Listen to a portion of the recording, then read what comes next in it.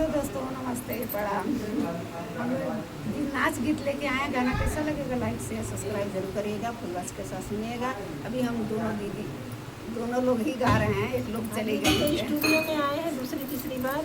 यहाँ बहुत प्यार सपोर्ट मिलता है, आप लोग जरूर आइए और हमारा भी सपोर्ट करिए और दीदी भी बता दें। स्टूडियो में गाना गाइए, अच्छा अच्छा प्यारा प्यारा गीत। धन्यवाद आप लोगों को। सैया दर्द होला नरमी कलाई में, बर्तन के मजाई में ना।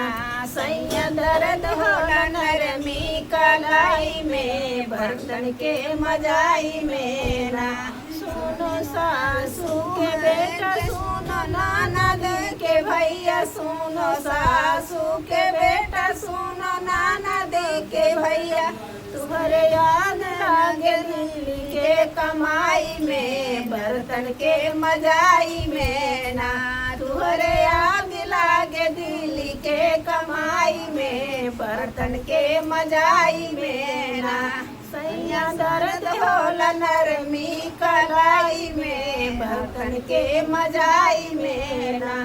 सैया दर्द होला नरमी कलाई में, बर्तन के मजाई में ना। सुनो जेठनी के देवर, सुनो ननद के भैया, सुनो जेठनी के भैया, सुनो ननदी के भैया। तुम्हारे आज लागे दिल्ली के कमाई में, बर्तन के मजाई में ना। तुम्हारे आग लागे दिल्ली के कमाई में, बर्तन के मजाई में ना। सैया दर्द होला नरमी कलाई में, बर्तन के मजाई में ना। सैया दर्द होला नरमी कलाई में, बर्तन के मजाई में ना। सुनो देवर के भैया, सुनो ननद के भैया, सुनो देवरू के भैया, सुनो ननद के भैया। तुम्हारे आग लागे दिल्ली के कमाई में, बर्तन के मजाई में ना।